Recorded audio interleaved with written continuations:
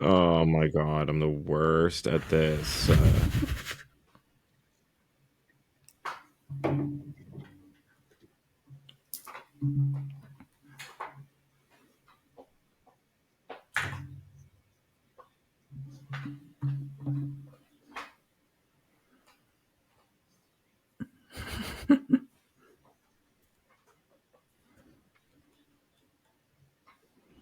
Oh, righty. We're back after a little brief break. Sorry about that one. I was working over the weekend and everybody had other stuff going on and, Halloween. So we're back. Thanks for sticking around. Hope everybody had a great weekend. Steph, how was your Halloween? Did you get trick-or-treaters coming around or were you out? I was out. So the area is pretty known for trick-or-treaters, but I wasn't here to see it. Hmm. How about you guys? Well, I got an update from the Ottawa News that apparently it was a slow year for Halloween everywhere here, but we only got like I think 18 kids by the end of the night, Oh, and I would say like nine of them were probably in grade eight and doing the half-assed like they walk up trick or treat, thank you, my so but more candy for you guys. Did you yeah, give it too all? much. Again, Two. yeah, I should have given more out, like knowing we weren't going to get that many people. But yeah, the Yeah, first two were so cute. We got a couple like 3, 4, 5 year olds within 6:30, and there yeah. was like a break for about an hour, and then all the older kids showed up. But that was about it. Did you guys dress up? Yeah. So my fiance put on her Christopher Robin costume. She has a bunch of like stuffed Eeyore and Piglet and Pooh that she can like have, and she has this raincoat and it's cute. Cute. And I did not have time to put something together, so I threw two costumes that I previously had together to make a new one. So I had an old pink like suede jacket from a Joker costume and a top hat from when Ooh. I was what's his name fucking the mask dude from Sailor Moon, whose name Oh. is like Tuxedo Mask. I was like, his name is garments he wears. It's like it's not top hat, it's not cape, it's Tuxedo Mask. That's what it is. I blanked Um, and then had a little moment like, oh my god, childhood. Tuxedo Mask. I haven't heard that name in fucking 30 years. No. right. So last year, me and a bunch of the girls at work, they were all the sailor sister, the whatever's the whatever, Yeah, yeah. were they this? I don't remember what they're called, but yeah, I didn't Sailor really watch Moon Sailor Moon. people? Yeah, the Sailor Moon peoples, and I was Tuxedo Mask. So I had the top hat, is what we're getting at. And Cool, so when you cool. combine the pink, it's kind of like a here. Actually, I have it. Oh, we're gonna get a live look. Yeah, you can see it here. This thing. I get the color. It's like that color. Fancy. Yeah, I found it in the women's section of Value Village, and it has been like 5 Joker Perfect. costumes over my life. Nice, nice. Value Village is the bomb.com when it comes Oh, to making costumes. I actually so found my I'm not done yet. Joker. I'm not Oh, done yet. I haven't sorry, even told you what I sorry. was. So when you put a top hat with that, you become Willy Wonka, Oh, boom. Perfect. right? Wow. That's Right. awesome. So I was Willy Wonka in sweatpants, but I was Willy Wonka handing out candy. Hey, that works. That works. All I was going to say is that I found my Joker costume pieces at Value Village because I needed a purple tie and a purple blazer. And where else do you look besides Value fucking Village? Right? And it worked. So, Yeah, yeah. I just hot glued a big purple, you know, flower. I can't think of words right now, man. Like it's been a while. Good thing Blah, we're blah, blah. recording a podcast. Unique New York, unique New York, unique Okay, New yeah. York. We forgot to do our training. We're good. Now we're good. But yeah, I will definitely put some more effort into my costume next year. We watched Tucker and Dale versus Evil though while we were waiting for trick or treaters, and that movie is so funny. I don't know if you've seen it. No, I have not. But Basically, the premise is these two guys go out to their little fishing cabin, and there's a bunch of college kids, and it's super like cliche '80s style, where like, they all show up and go out into the woods, and then no, we got to go this way. There's like the douchebag kid. It's like, no, everybody follow me, and it's like, man, phones don't work out here, and they like set it up really, really like tongue in cheek, and the kids think that these two guys are killing them, but they all just keep like accidentally dying from trying to run away.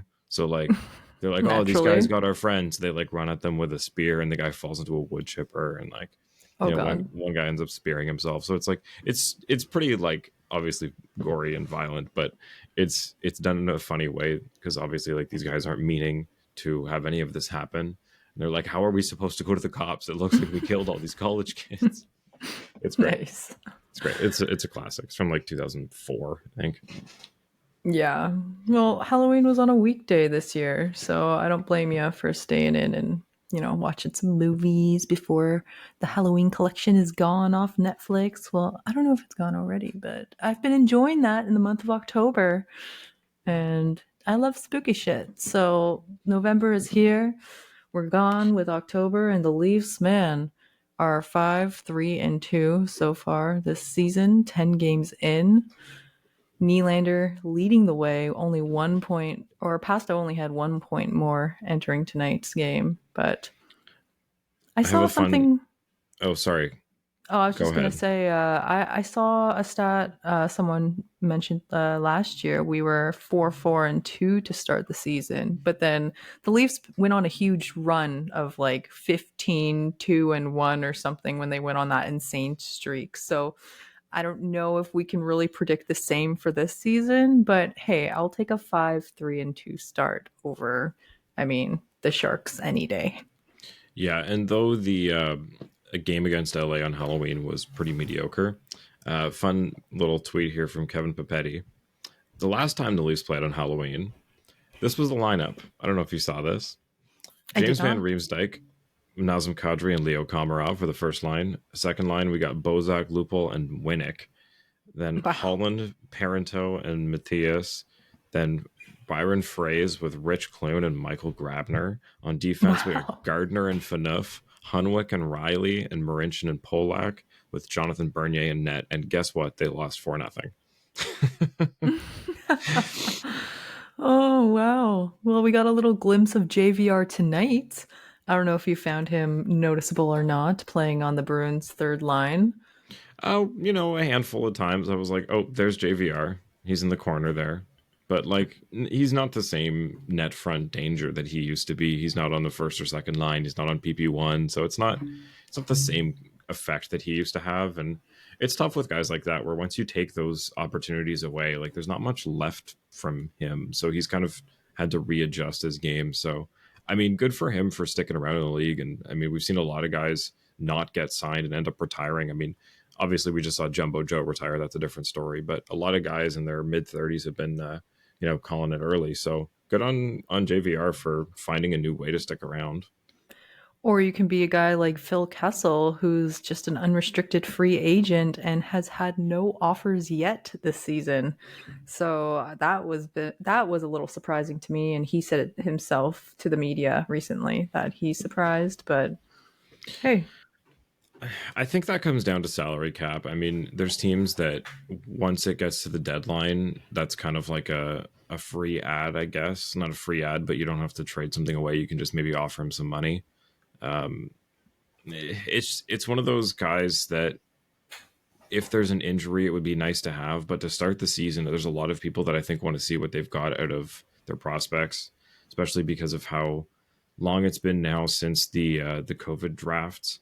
That we really want to see what these kids have because they've been deprived of a lot of ice time. So mhm. it's tough to give time to somebody like Kessel on any useful minutes. Like, I mean, sure, he could play on the fourth line with the Leafs. I'd take him over Ryan Reeves, but I just don't think there's the money there. Like, sure, if he'll Yeah, take league min, but eh. Then the other side of that is whoever signs him, you have to either play him every night or be the team that ended his Iron Man streak. right. Yeah, Because as of right now, it's technically still active because hasn't signed a contract. facts. But Boston, just speaking of trends, last year everyone kind of predicted that getting the old band back together would be their last little run and not a good one at that. And then they come out winning the President's Trophy. And then this year, now they're 9-0-1 to start the season, only with a loss against the Anaheim Ducks. So I don't I don't know, man. understand. It No was like, okay, no, Bergeron. this time it's the year that they're going to be in like a wild card spot. Nope, Hmm. I don't get it.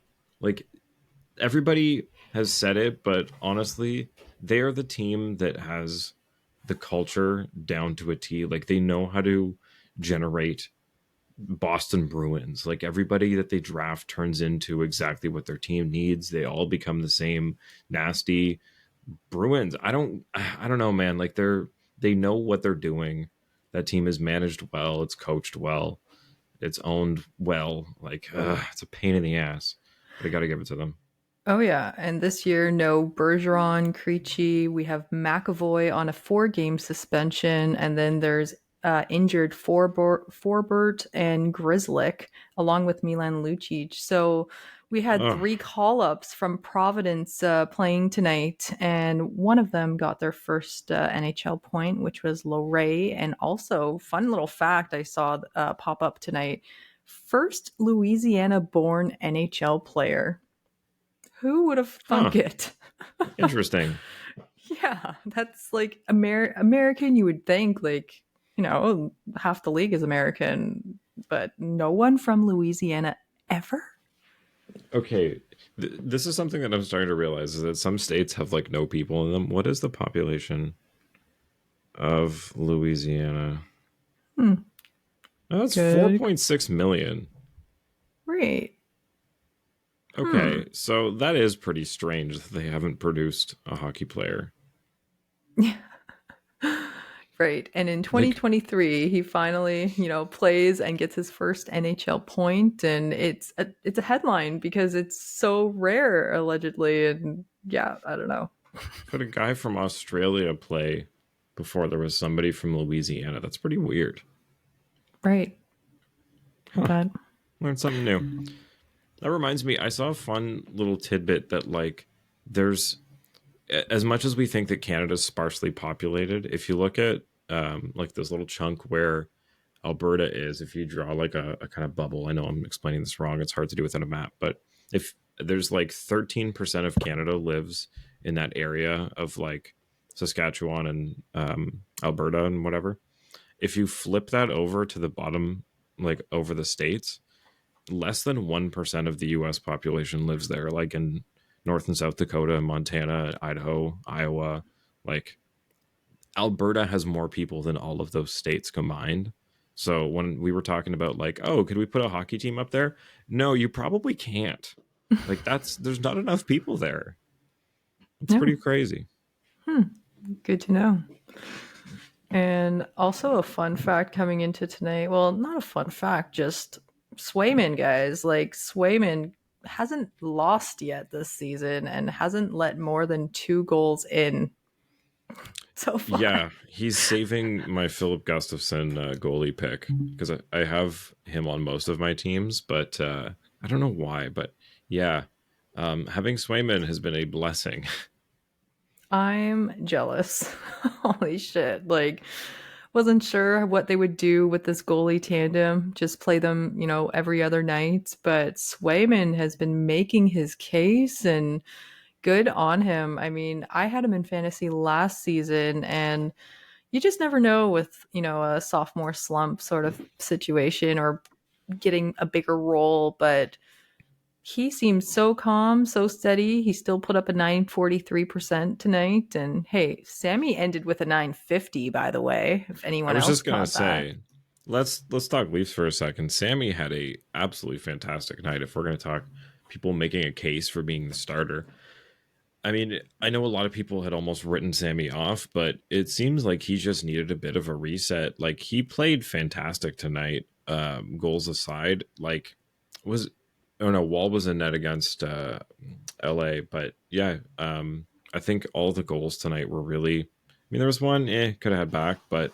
honestly, made some absolutely fantastic saves, and glad to see that we can rely on both of them again instead of worrying about what we're going to get out of Sammy.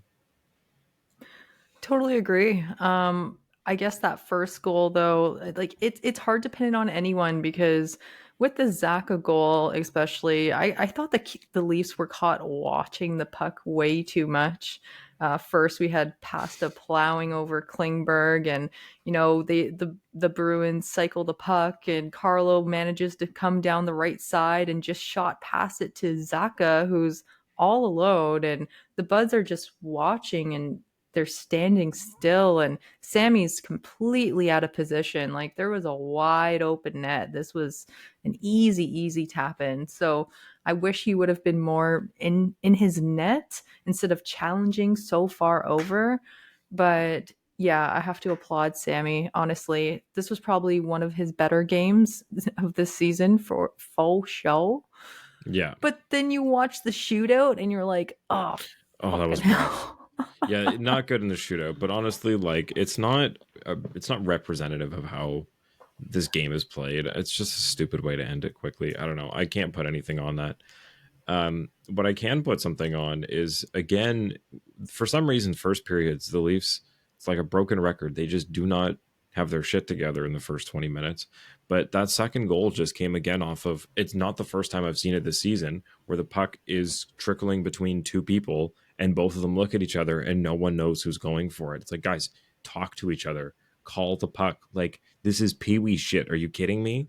Like, it's Mm-hmm. always like a last second reaction. This time it was Brody who's like, fuck, and had to dive and hit it with a stick just because nobody's talking to each other. It's insane. It's like I'm watching children. Well, freshly shaven Brody, aka looking like a child. Yeah, that was weird. I didn't know who he was at first. Yeah, I'm like, who is that? Holy. But I'm like, damn, Brody. Like, Damn, Brody. yo, wow, who are you? It's definitely after Halloween, I guess. But no, I totally realized that as well. And making stupid plays in that sense where, he didn't have to dive if you made the call. Like, you make the play, you communicate with one another on the ice, like you said, Roscoe, and no one could just get back. When DeBrusque and company were going up the ice, you had four Leafs also coming back, but no one can get into position. And it was just a soft little pass and a rebound to tip it home for DeBrusque's first goal of the season. Yeah, two So first goals of the season, pain in the ass again. that always But happens. yeah, Oh.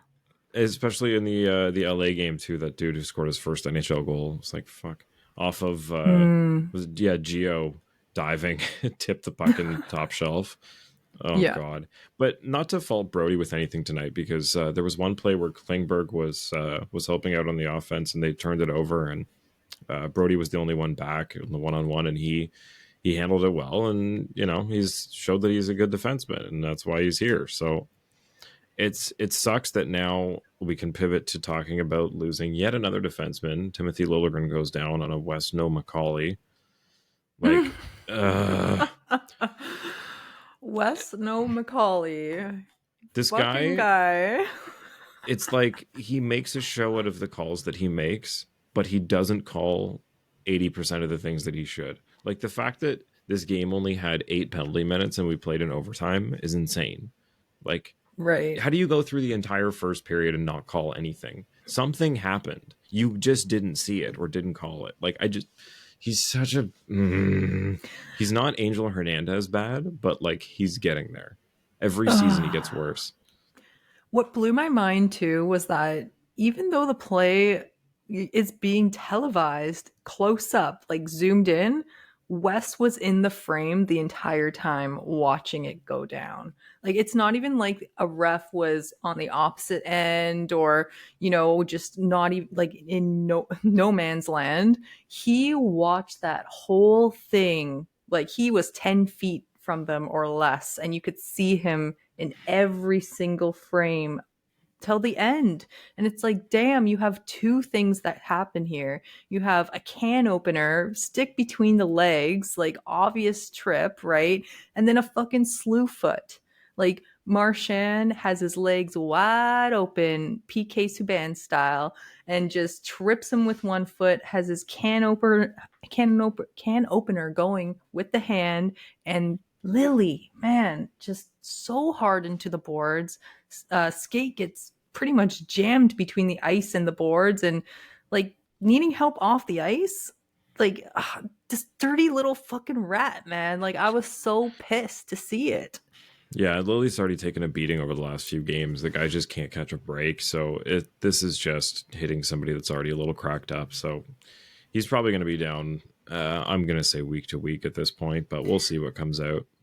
I think so Hope too. hopefully Timmins is back like within the next game or two because who do we got next? Benoit, who I hasn't think played so. with the Marlies yet. Like, not that Oh, Lagesson was good. Like, I'm actually quite impressed with how he played tonight. But yeah, let me just check Marlies yeah. stats. The only defender getting a point tonight, Lagerson. So kudos to him.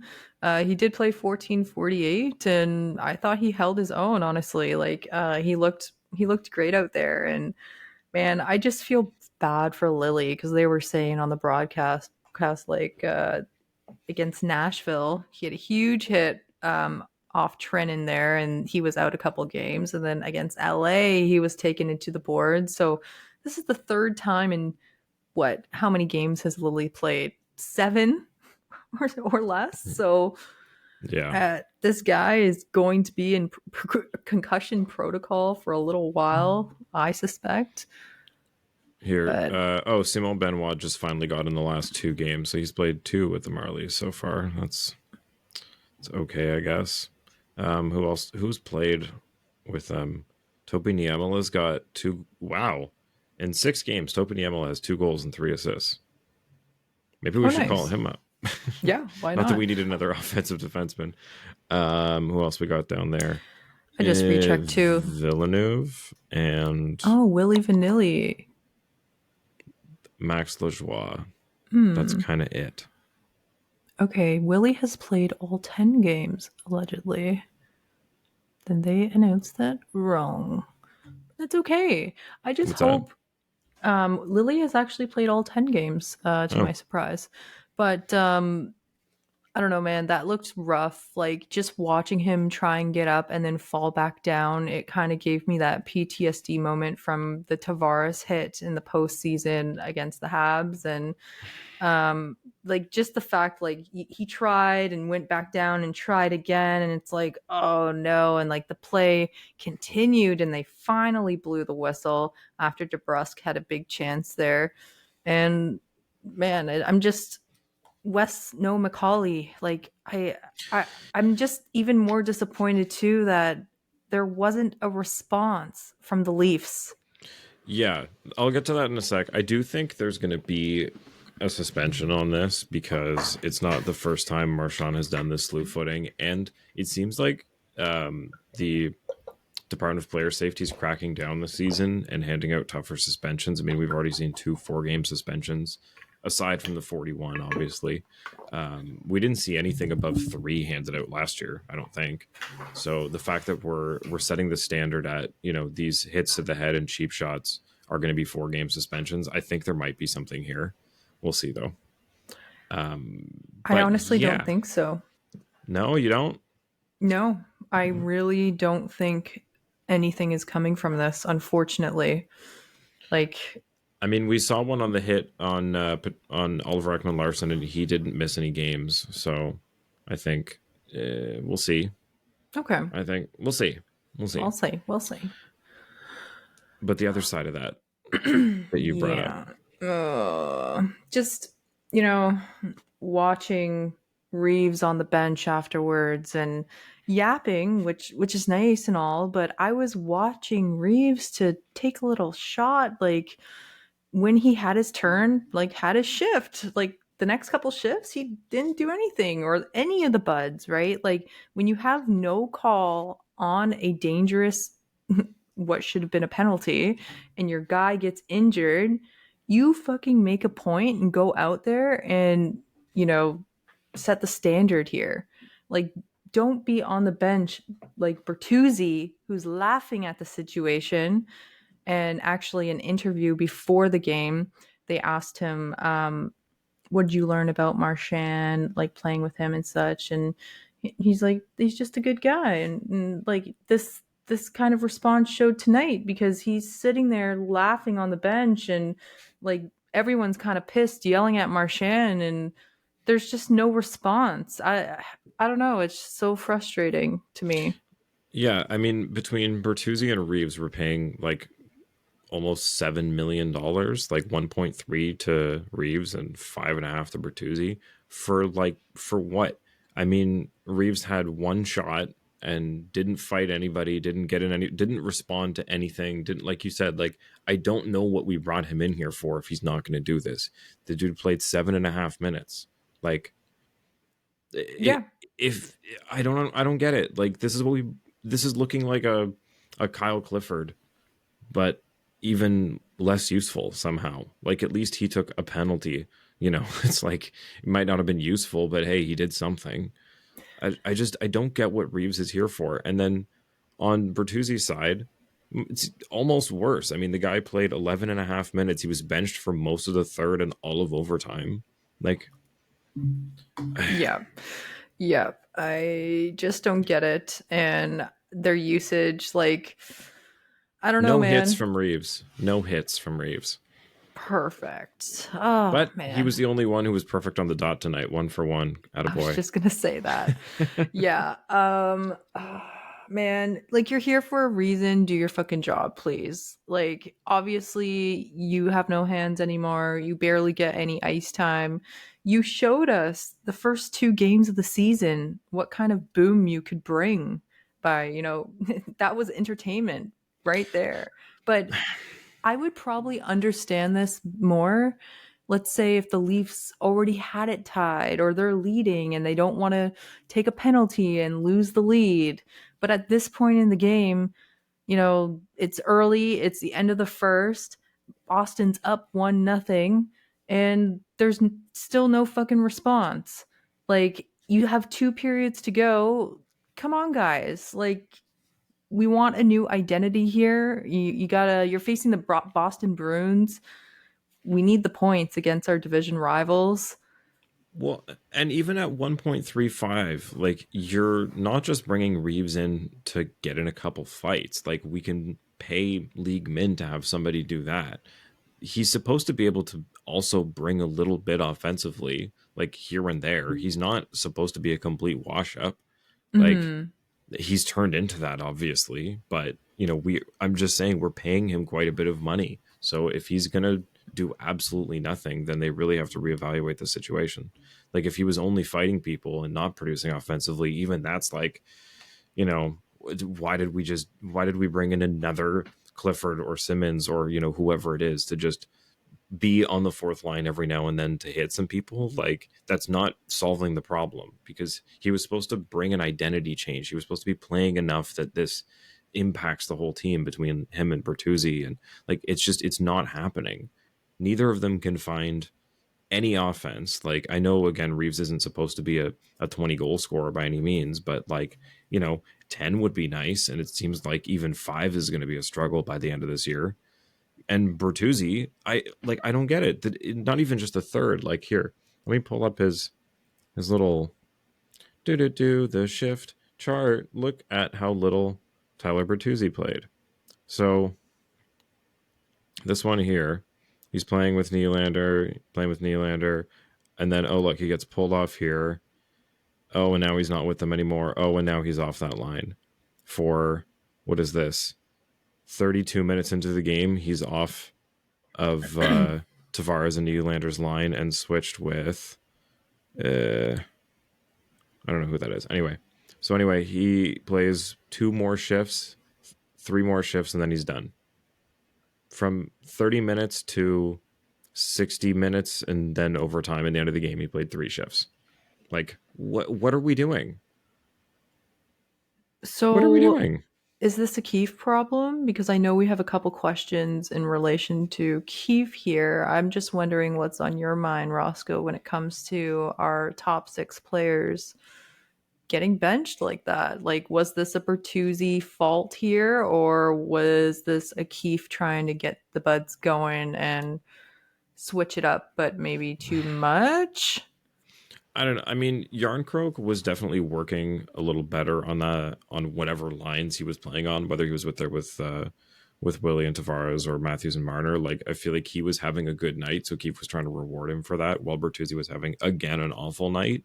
But I don't think continually benching him is going to help him find any production, because this is a guy who is not like Michael Bunting, where you're giving a chance to a guy who's nobody ever thought could do it, and he's coming off of having like 16 total points or whatever it was. Like, this is somebody that is established and was sought after and was a big signing that we spent money on. So, you got to let him find it, or we got to reevaluate again this situation because it might not be working. Again, we're at 10 games, but it's 10 games already, and we've seen next to nothing from Bertuzzi. Yeah, I agree with that, especially for how much we're paying him, right? And man, I guess if I want to talk about anyone in the bottom six, the one noticeable guy for me was Gregor.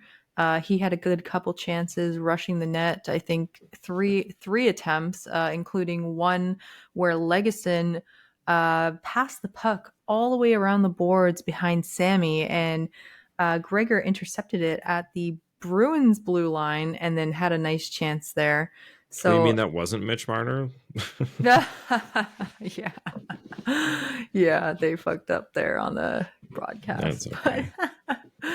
yeah, I'm just rooting, it's nice to see the big boys come through and make a statement. I mean, Matthews and Marner, kudos to them, of course, but this bottom six, like, we spend so much time talking about Bertuzzi and like the other half of the top six, but this bottom six has not been going. And the disappointment in Reeves and even Domi and Kampf, man. Kampf has not been his old Ugh. campfire self. And Ugh. the article today from Inside the Rink was pointing that out, and how even his numbers on the dot has been slacking, which is usually a big, it's one of his quality traits here. Like, it's one of the things we lean on him for. Yeah, he was 6 and 10. Ew, 37% on the dot tonight.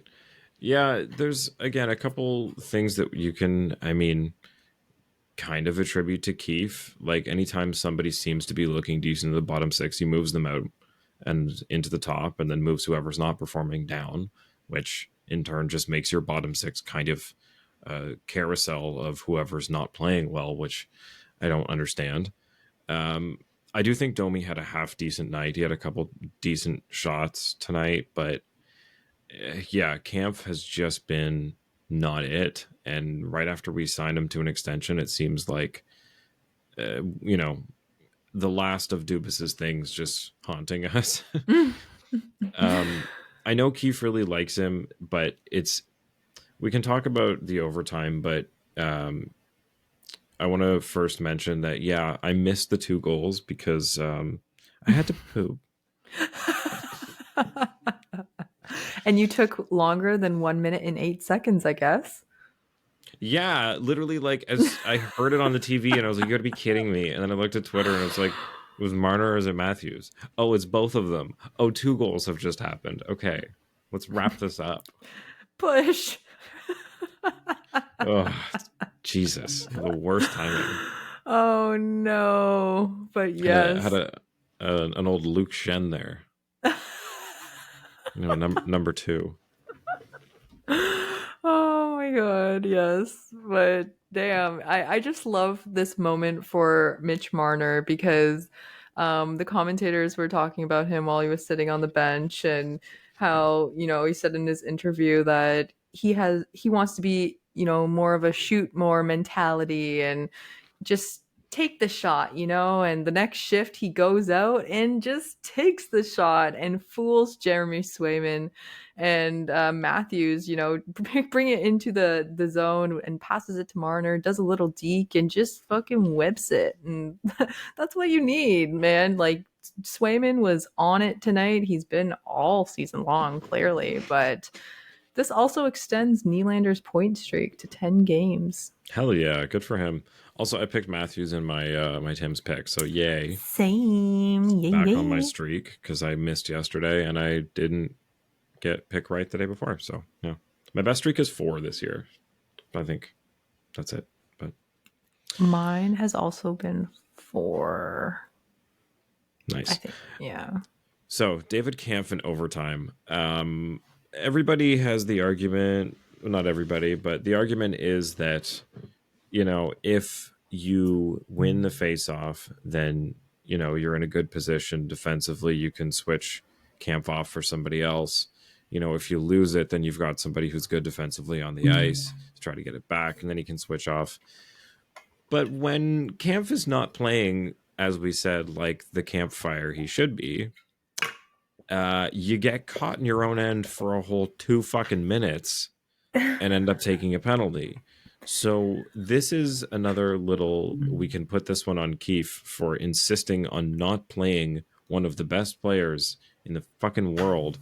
Like, I don't understand why you don't put any combination of your best guys out there with Riley and just call it a day. Like, it's 3-on-3 hockey. It's basically an arcade game. You're not, don't galaxy brain it. Don't overthink this. Just put the best guys on the ice and let them score.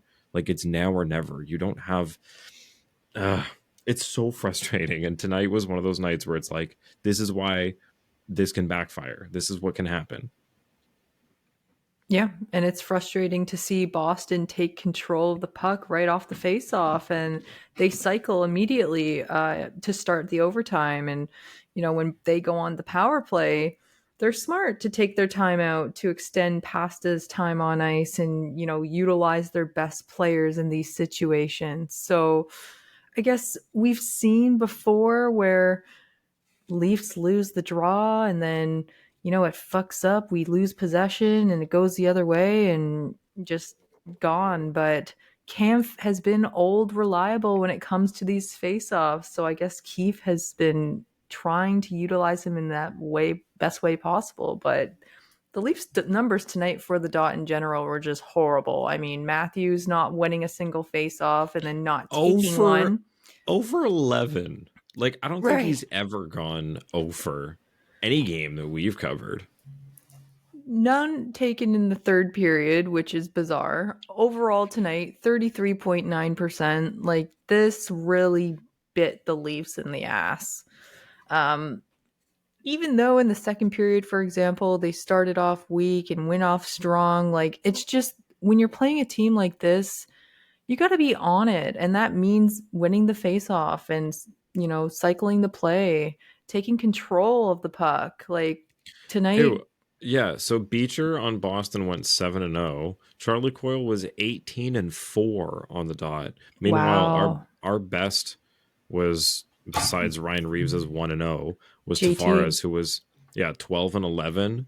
And then we had Kampf, like we said, was 6-10, and Holmberg was 0-4.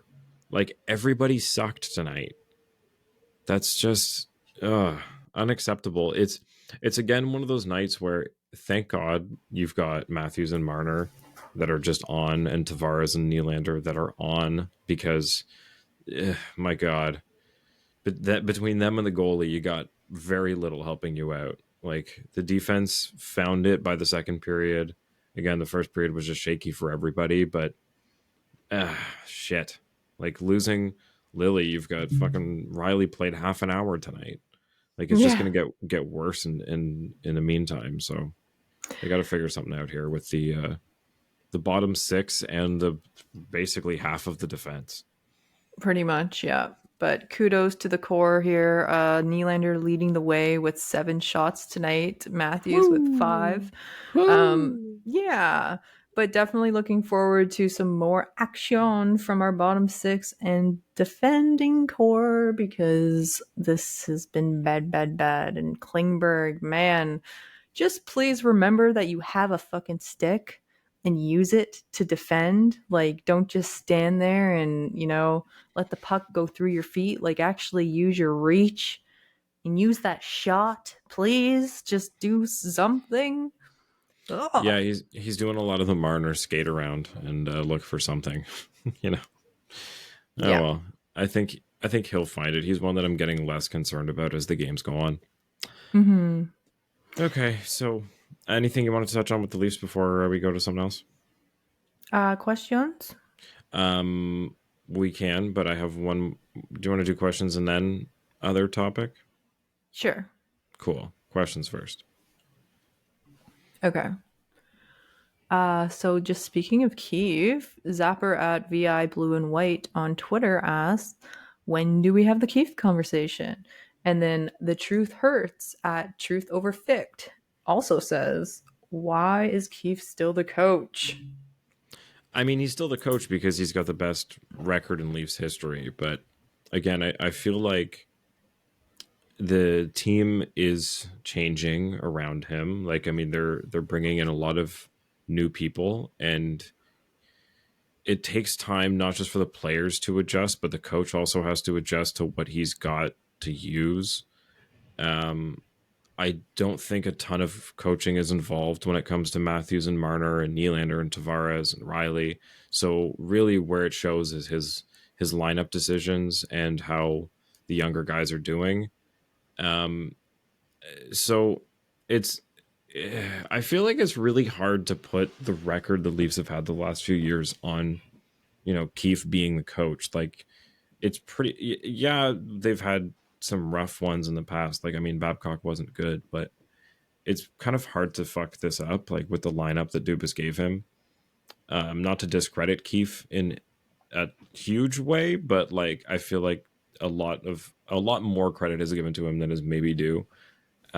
Because there's been a lot of cases where he has been outcoached in important games, and we've seen a lot of really questionable decisions made, like in overtime and in certain lineups, and where Marner's playing and splitting up Marner and Matthews and putting Nylander at center for the first time in the playoffs. Like a lot of really weird things have happened.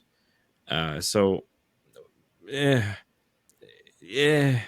What do you think? Yeah, I totally agree with you there. Even Benito the Basset Hound just said simply that Boston can't stand him. Keefe is a good coach. These kids will turn it around. Which coach has a better record since he started? And my argument goes back to that as well. He's proven with this team, even though if we're talking about long-term success, I mean that's always the end goal here. But the Leafs have had their best seasons in history with Keefe, and you They know, also have the best players they've ever had in history, though. Like that's kind of what yeah, I'm trying to say is like, yes, Keefe happens to be the coach at the time when, like we've said, Austin Matthews and Mitch Marner are breaking records constantly because the Leafs have never had players like this to do this kind of thing. So it's is it right place, right time? I don't know. yeah. The next 10 games will definitely be interesting. I really want to see the different changes that they do, especially with the injuries now. McCabe is out as well, right? So we'll see. And I wonder what they're going to do with ice time, right? And just like our conversation with Bertuzzi and Reeves, like I really hope that he makes the decision to play the fourth line more. Like as much as I love to see the core in action, I really want to see all of the lines flowing and gelling. Like I want to see the Leafs find their identity in a sense in each line and start to jive a little. Like I mean, the first 10 games, a lot of new players added over the off season, but time's a ticking and we're into November now. It's going to be fun. Yeah, and I guess that's kind of what I meant by he has to get used to the new players too. Like I would give him the runway of, I'm not talking fire Keefe. I'm just saying like let's see how the next 10 games go, like you said, and talk about it again. Like if we're still having these weird discussions about ice time and Bertuzzi not being able to produce anything, and maybe I don't know, Reeves still not doing anything. Like we'll see how he actually coaches, right? Like if he has to step in and say, look, Ryan, I need you to do what they brought you in here for. And when I send you out there, I need you to send a message and not just skate around and stare at the puck while it goes past you. Like that's not what you're here for. So it's the little things. Like if he can get what is required from some of these guys that aren't giving it, then that'll really show the type of coach he is. Because like I said, look, when the team looks horrible, but Matthews and Marner look fine, you can't credit Keefe for that. Like that's not him. Those guys are just good. Yeah. Agreed. Agreed. Uh let's see. Who's going in the net on Saturday from Kui_Go Leafs? Who are we playing Saturday? Good question, actually. That's the one thing I did not look forward to. Sabres. Sabres? Are we still on the road?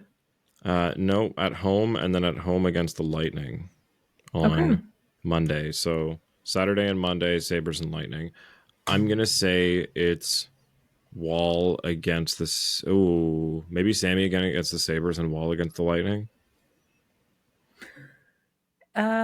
I agree with that because Tampa is playing Johansson. I'm not too sure if they have a back to back there. So yeah, might as well put in Wall and give Sammy another shot. I mean, tonight he had a 950 save percentage. I think he deserves the next start. Even though the shootout did not look that great, I mean, he held his own the rest of the game, right? And we want him to build his confidence back. Monday's the first night of a back-to-back for the Lightning, and it's Lightning and then, or sorry, Leafs and then Montreal the next night. So they might play Johansson, and then I don't know who their other guy is. Okay. Okay. Yeah. Uh, Sorry, go ahead. Arthur Be Good says, will Keith's fave Gregor share the puck this season? He has been watching Tavares and Yarncroke. Share the puck as in... I guess he's been taking it to the net all alone too many times. That is true, actually. He has been being a little bit of a one-man army, but it's not like there's any... Isn't he out there with like Reeves and some... who was on his Holmberg line? and Reeves. Yeah, like, of course. I mean, between him and Holmberg, it's just, get the puck and go to the net. I don't know what we're doing. But it's, again, like, the fourth line has zero identity again. They don't know what they're doing out there. So... He's probably like, fuck it. Like, let me just do something and stick to this team because if I don't try, then we see what happens there. So, hey, I'm for it. I mean, it's the little boost of energy I think is great for the bottom six. I mean, I would love a great passing play and for them all to connect, but I don't know, man. Like, it's like you said, it's all part of building this identity. Yeah. Mike the Fanatic, is anyone else as exhausted as I am after that game? What a damn roller coaster. It was a nice change of pace after that fucking boring LA game. Like, I felt like nothing happened and it was just a lazy, sloppy, boring game to watch. Like, there was, I don't know, nothing of note other than Willie kept his point streak going. Yay. And Tavares scoring again when the Leafs are garbage, as he always manages to do. So yeah, it was nice that tonight was a little more exciting. Also, how neat would it be to get a 7-game series against the Bruins again? Give it to me every day of the week and twice on Sunday. Are you insane? Well, I did want it to happen last season for round 2, but we wanted Florida. I really don't know how different things would have been. I mean, we got pushed around by Florida, and that was kind of the catalyst of that series. Was everyone's like, oh, nobody answered the call when Sam Bennett did this, or whatever happened. It wouldn't have been any different against the Bruins. Like Marchand and company would have been pushing them around, and nobody would have been there to answer the call. So I don't really know. Like, we can talk revisionist history, but I really don't see how it would have been any different. We lost the same way that we would have lost to Boston. Well, if it does happen one day, it's going to feel so good to beat them in the Yeah. postseason. And yeah, if there's another loss in a game 7 series, I don't know, man. I And don't know if we can handle that. I'm not saying we would have lost to Boston. I'm saying if we would have lost, it would have been the exact same reason. So, like, what's the difference? Like, Yeah. Yeah. by the end, we would have been saying, "Oh, we should have Florida." It's like, well, we tried that, and that didn't work either. So, I think we need to address the fact that whenever someone gets hit on this team, somebody needs to hit that person back. But that escapes the Leafs, and it always has. So here we are again. And that goes to Terry Luttrell's question who says, please explain to me why Reeves is on this team. He definitely doesn't deter the cheap plays. I was so excited after the first 2 games, but since then I'm not sure why he's there. He's there for preseason sound bites and funny clips in media things. Like, I honestly don't know. I don't know why they haven't given him a talking to. Like, hey, the fuck is going on? This is not what we're paying you for. Like, after that LA game, pardon me, after the LA game, when he literally just watched that puck go by, it was like, I'm surprised they didn't pull him aside. They're like, if you don't start some shit next time you touch the ice, like, you're scratched next game. Like, what? There's literally no other reason you're here. Mm. Like, I know he brings the good vibes to the locker room and the good playlists, apparently.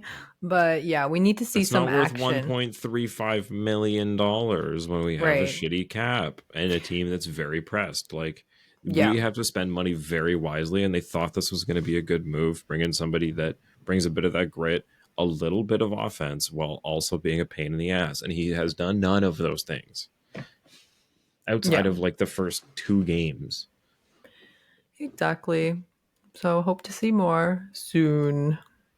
Okay, so last fun little thing. Every time people ask me about the hockey team here in Ottawa, I've had this conversation more than once. People that aren't either from here, like I was just talking to a British person about this, or they're not hockey fans. They go, "Oh, does Ottawa?" Like, they're from the States up here for work, and they go, "Oh, does Ottawa have a hockey team?" I go, "Haha, yes, they do." It's funny that they're that irrelevant. But it's what I always say is they're known for some reason, everything off the ice. Like, they are notorious for something aside from hockey going on, whether it's someone getting hurt in a backyard party, Coney Cece, somebody cheating on somebody, Heatley and Spezza, somebody getting pulled over by the police and profiled. Rest in peace, Ray Emery. The Uber thing, the everything around Eugene Melnick, rest in peace. Like, Damn. the Ryan Reynolds, the Snoop Dogg, like, who's gonna buy the team? What else? And then I'm trying to think. There's got to be something else that I'm forgetting, but all the way up to now, the Shane Pinto 41 game suspension for gambling, which we've now heard is that a bet was placed while he was on the ice, meaning someone else has access to his account, which is against the terms of service. So the NHL clamped down on that, saying no funny business with betting because we have to be really careful with this.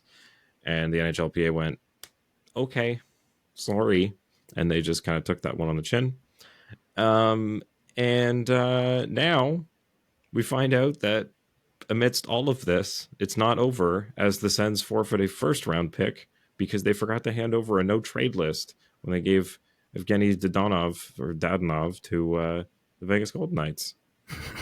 So if anyone remembers, last year at the trade deadline, 2 years ago, last year at the trade deadline, Last year, yeah.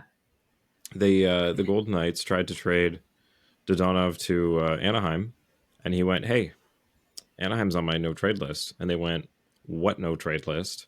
And the agent went, "We definitely filed that. So if you guys don't have it, I don't know what's going on." And they kind of followed the paper trail back, and that somehow took like a year, and now we find out that it's because the Sens never handed that no trade list over. And as people have said in their defense, I really don't know who was working there at the time, because this is when Eugene had passed and nobody was owning the team besides his kids, and there was like no one working there, and there were no scouts and there was no staff. So I'm really not surprised that this got missed. But that mistake cost Andlauer's new team a first round pick, which I'm sure he's super happy about. I don't know if you watched his press conference, but oh my god, I saw some of it, and he's quite the character. Yeah, he was very honest, right? And he clearly doesn't know why this wasn't dealt with prior to his ownership. And who knows, right? This is just another example of the incompetence of this league.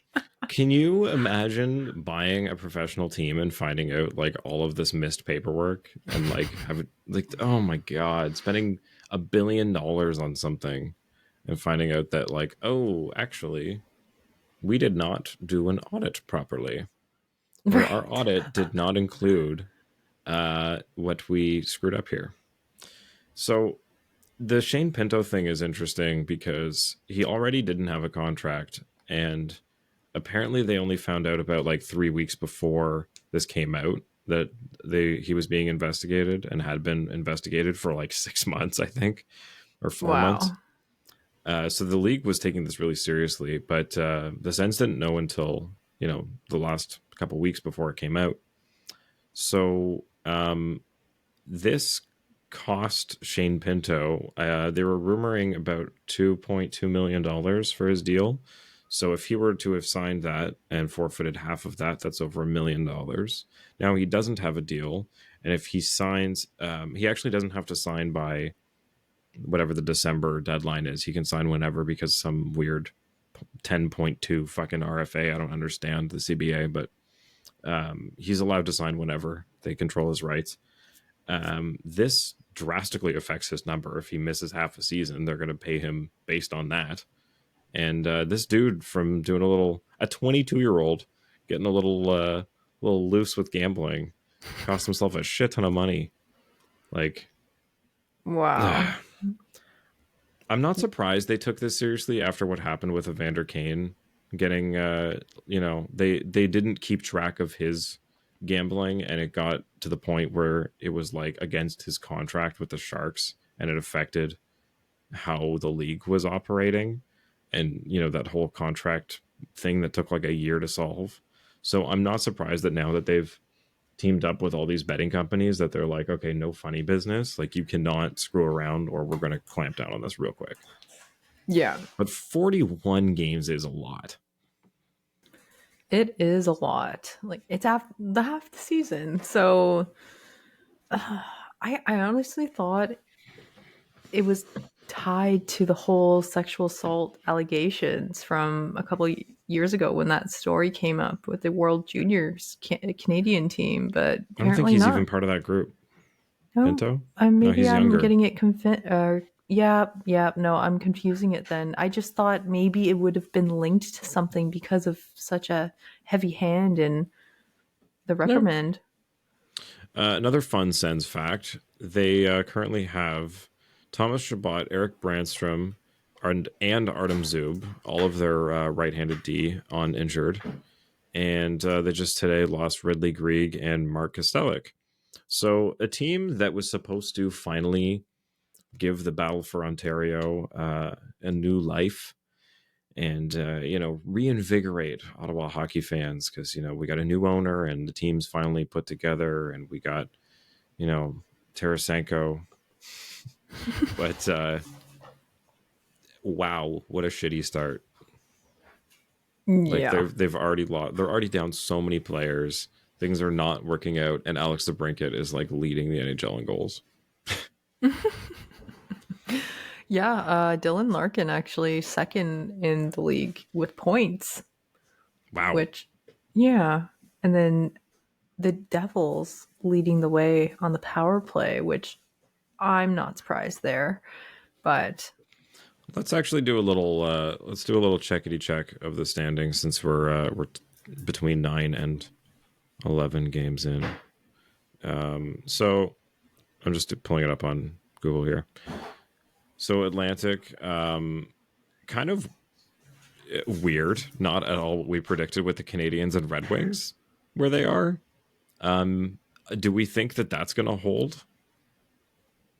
Right? Red Wings second, Canadians third, then we have the Leafs fourth. I don't think the Canadians are holding. I'm surprised they have a -2 goal differential, and wow, they've lost a lot of players already too to injury. So I don't know. I'm interested to see if they can hold on to it because again, it's always interesting when a team that's built to lose wins and it screws up their plans. Same with the Red Wings. Like I don't think they were in any position to actually go for it this year, and here they are. Mind you, they've played 11 games. That's why it's kind of skewed with their 13 points. But it's Florida and Tampa at the bottom, and then I thought the Sabres and Sens were gonna give a run this year, but here we are again. Like I just the Atlantic Division is so strange. So strange. Like we never could have predicted this. Like this is almost upside down. Like with I mean Florida and Toronto in the middle is weird, but like these guys, like yeah, I don't know. It's fucking strange. Metro though is kind of as you'd expect. But not Um, with the Pens being I was gonna last. say except the Penguins in last. The Flyers should be down there. Yeah. The Rangers, Devils, Islanders third. I would expect maybe the Canes ahead of them, but they are tied in points, but they just have the Islanders have 2 games in hand. And yeah, man, like Columbus over Caps, Flyers, Pens. Well, yeah, actually, the opposite to your point. The Hurricanes have lost 5 games. Like they're 6-5. The Islanders have a chance to really pull ahead if they win their next two. Mm-hmm. The Hurricanes have been off to a pretty shit start, which is also strange. Blue Jackets, Capitals, Flyers. I was expecting it from Penguins. I thought they'd be in that pack, just not at the bottom of it. Yeah, poor Dubas, eh? Central. Brr, brr, brr, brr. Only weird one is the Coyotes are 4-4 4-4-1. with a Right in the +6 middle. goal differential. Let's go. Happy for them. And I guess the shocking part here, the Minnesota Wild in sixth, and then you have the Oh, dude, Phil Blues and Gustafson is Blackhawks. killing me. I've got him and Kaprizov on a bunch of my teams, and the Wild are just nothing this year. Three, Yeah. 5-2 through 10 games, and they're -8. Like, Yeah, no. Not surprised about Chicago. Even, maybe I thought they'd be around fifth or sixth, with the little hot start and the hype around Bedard. But hey, I think it's going to be catching up to them. I did you don't. see they posted that goal he scored against the Coyotes, and the Coyotes proceeded to win 8-1. Yeah. Oh, They're like, "Oh, look God. at this goal," and everyone's like, "Oh man, but it's against who cares? It's against the Coyotes." And then the Coyotes scored 7 unanswered goals. It's like, well, Wow. they can still do Love that.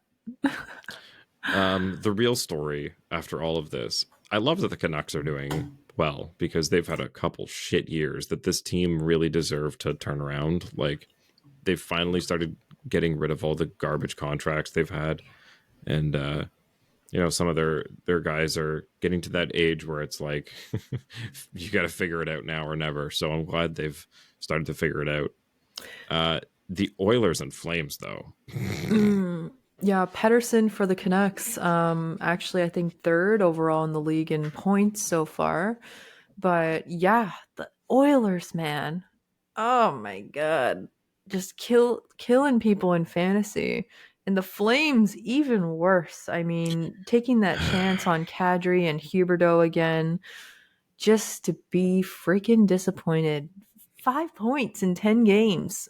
This is the first year I've gotten McDavid because I got first pick, and I also have Kadri, and I have Huberto, and I have Lindholm. I'm so mad. Like between all of them, they're like a collective -30. Like Mm, Nazem Kadri, I think I looked at the plus minus leaders, and I think he was second last in plus minus. wow. No, I Yeah, don't know here. what's Well, going it's on in Calgary. They have a new coach. They're supposed to be turning things around and Markstrom's supposed to be back, but no, the losing streak continues and they've lost 6 in a row. oh god. Like the sad part is it's Brad Treliving's old team that he put together. Yeah. Then the Sharks, man. 1 point so far this season. 9 games played, lost the last 7, minus 26 goal differential. They're bad on purpose, though. It's different, But what but purpose? it's Like, it's really bad, like really bad. yeah. Oh, Okay, here man. plus minus leaders. Quinn Hughes is in first with plus 11. Not that plus minus matters that much, but when you flip it and you go, okay, who are the worst? Nazem Kadri is now the worst with minus 12, tied with Matty Beniers. Jonathan Huberdeau minus 11. Dylan Dubé minus 10. Noah Hannafin minus 9. Matt Coronado minus 9. Like, those are all Flames. Calgary Flames that are in the top 10 for worst plus minus in the league right now. Like, that's brutal. Nikita Zadorov minus 8. Chris Tanev minus 7. Like, The whole is team. the whole team is in the bottom 15 for plus minus in the entire league. The whole league. Like, there's something wrong there. This team cannot keep the puck out of their own net, and they can't score. Like, this is pretty brutal. Do we see a firing coming? Oh, for sure. How But like, soon? of who? Didn't they just bring in new people all around? That's what I mean. How soon will they wait on this? New Oh God. coach? Do they let him go Oh, Kadri under finally over? scored. Oh, under over 30 games. Oh my God. I don't know if they just like. I don't know what they do because you're at a point where everybody's value is down. You can't trade them. Like they got to play their way out of this one. I think. Like I wish it was easy as firing somebody, but look, they literally just brought all these guys in. Now that I think of it, like they can't. Who are they going to fire? Like Coach. again, Yeah. they're going to pay more people because like that's the thing. It's not like they got to pay. They're aren't they still paying Sutter? I don't know.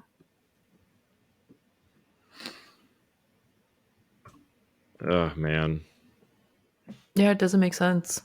And even he said like we have a problem finishing at the beginning of last year. Like he was right. It's pretty rough there. As for the Oilers, it's the same shit every year. It's that they have no goaltending and no defense because why focus on anything but making Connor McDavid happy, which they can't do. So I don't know. That team's a disaster. Yeah, I feel bad for the soup and the stew, and their horrible start to the season. Ugh, what are they Yeah, Darnell averaging? Like, Nurse has been horrible. I mean, all the ex Leafs have been horrible. Like, I don't know. I really hope, just for the sake of the sport, because Connor McDavid being in second last place does not do any favors to the NHL and viewership in a year where it's already getting hard to sell tickets. So I really hope that, just for that, they're at least able to put an entertaining product on the ice by Christmas at least. Because holy shit, this is bad. Like the Heritage Classic between those two is just that's abysmal. Like that's the worst case scenario is that the teams that you pick that are supposed to be like that's like picking Ottawa and Montreal right now. I mean Montreal's having a decent start, but like it's just not where you want the not what you want to air is two mediocre teams in mediocre positions when they're supposed to be good. agreed, agreed. And for my fantasy teams, I really hope that they get their ass in gear. Yeah. Oh, a little fantasy thing. Adam Fox left a game with a lower body injury tonight. So all of you Ay, owners, yeah, exactly. ay, is it long term? It didn't look good. It's a nasty hit. Should we pull it up? Sebastian Aho, I think Let's I look. saw. Adam Fox. Adam Fox. Jordan Stahl sticks his leg out of Vincent Trocheck, but unfortunately Trocheck was able to avoid most of it. Oh, never mind. Adam Fox dressing room. Yeah, going leg on leg with Aho. Yeah, that's pretty Mm. unintentional. Um, Here I can share this. Ba-ba-bum-bum-bum. I can share freeze frames. Ooh. So there. Oh, like knee on knee. Yeah, so it was like, Ouch. yeah, he comes in and boom. Ow. Yeah, Aho probably felt that one just as bad, but Yeah. um, He would look like the more Fox, injured one from that I angle. know, but Fox did not. Fox was the one coming in with speed, so he was the one that hit the Hmm. immovable object there. So hopefully not too bad, but again, him, Lilligren, bunch of defensemen going down tonight. Like I said, with Zub also still down for the Sens. It's a rough game out there. protect Yeah. protect yourself. Before you wreck yourself. Yeah. Ooh. Whoop. Or you wreck your mic. Yep. I was actually gonna quote another song, but it would have been actually reminded me of another thing that we got to say. I was gonna say protect your neck because um, yeah, unfortunately, freak crazy accident in the UK unfortunately results in the loss of Adam Johnson. So condolences to the friends and family there. That's just a crazy incident that obviously nobody wants to see happen. And kudos to the response team on the ice, like how quickly they were able to get those screens and things up. And yeah, it's just a really, really sad, unfortunate thing. We don't have time to get into the full conversation on safety and neck guards and stuff tonight, but let us know what you think around that. If you think that implementing neck guards in the NHL mandatory is a good idea, or if you think it's an overreaction to something that happened once, or somewhere in the middle, because we've heard all the arguments over the last couple of days. So let us know what you think, and we'll have a more in-depth discussion, hopefully with more of the team next time. Yeah. No, it's definitely a good debate. And I'm looking forward to hearing everyone's responses, honestly. Uh, Rest in peace, Adam Johnson. This is holy. I can't even believe it, man. Like, this is just the worst scenario that could happen. And yeah, no words, honestly. But I'm Yeah. glad to see, the Pens at least taking initiative and being one of the first NHL teams to implement this new rule and making it a thing. So, and same with their affiliate teams. But yeah, we'll talk more about that in the Yeah. future. Something fun to end on. Anything interesting to talk about? Just a little shift before we end. I don't know. Anything fun? Fun, fun, fun, fun.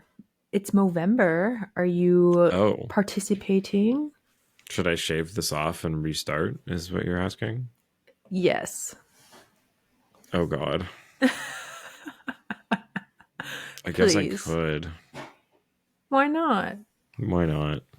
Do it.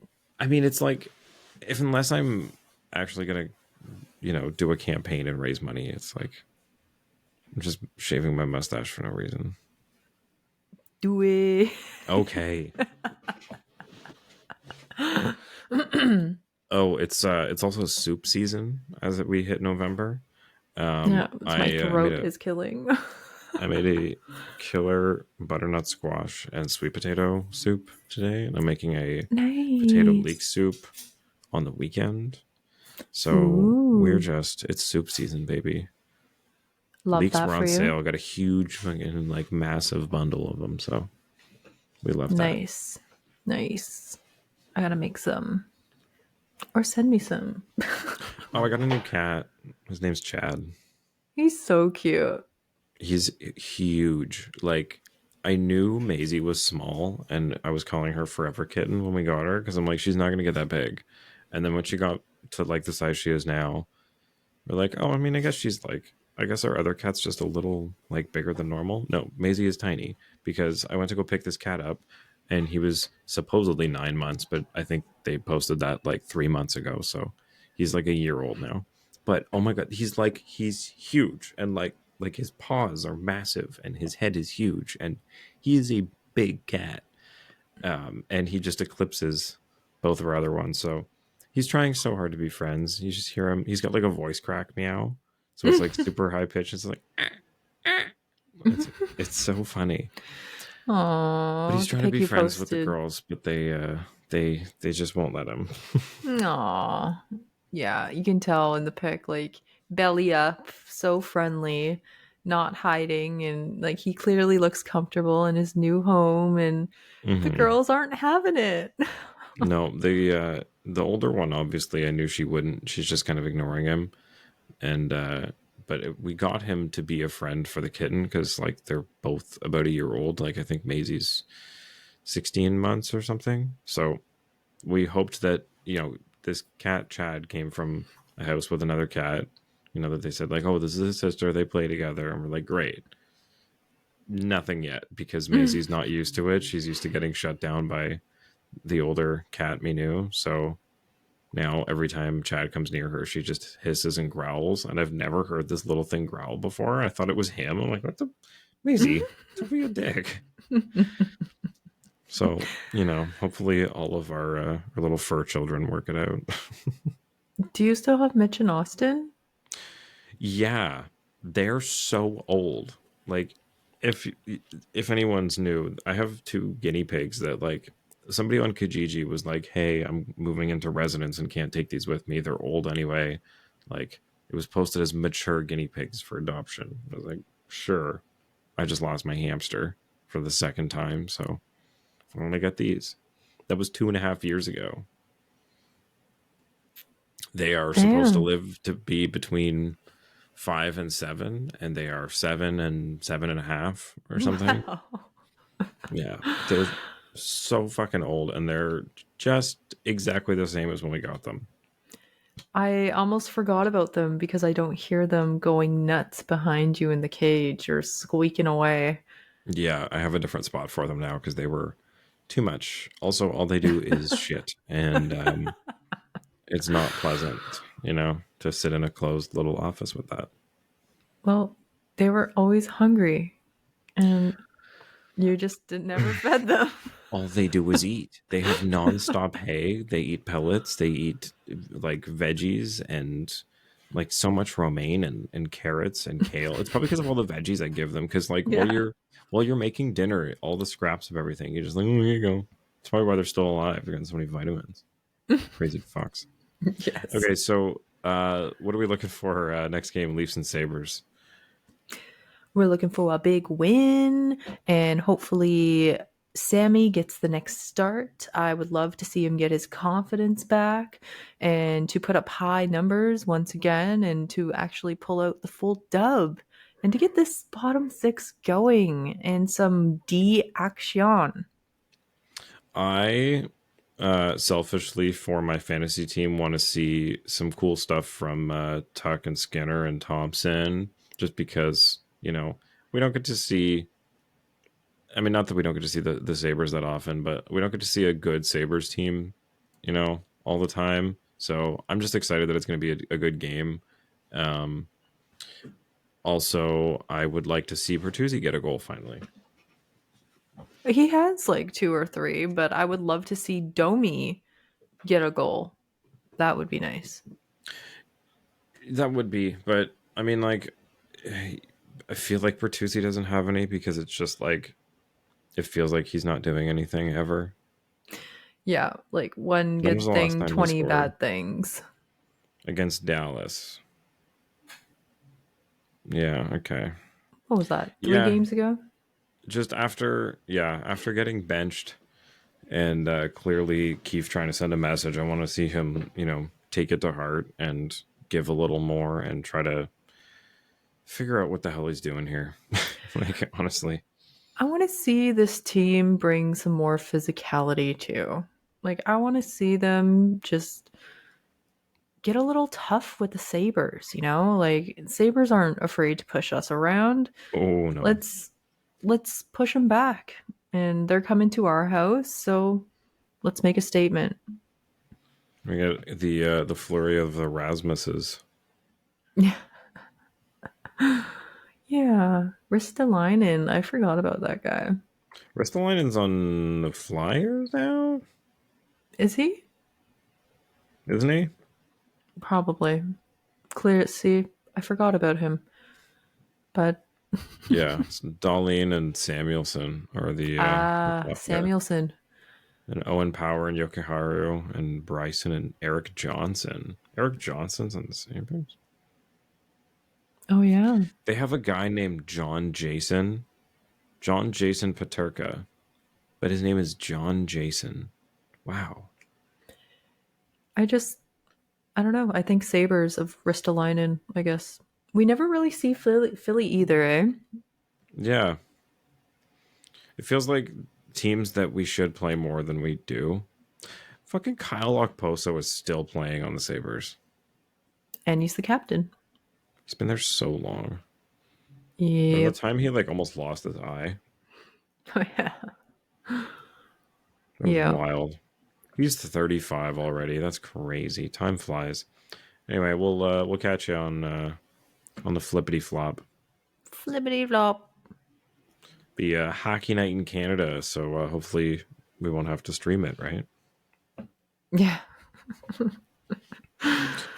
But yeah, Oh, it's a late one today. Well, half an hour late, so a little tired, but hey, I'm excited back for 7 o'clock starts. The last couple have been off times. We had an 8 o'clock, 7:30. I mean, better than West Coast, but it's throwing me off, okay? I know. I just want normal times. Come on, 7. Anyway, have a good night. Love you. Remember to like and subscribe and follow and rate and review and all that stuff. Please. Good night. Oh, my thing didn't work. It's not gonna work. Oh. That's okay. Bye. Oh. Bye.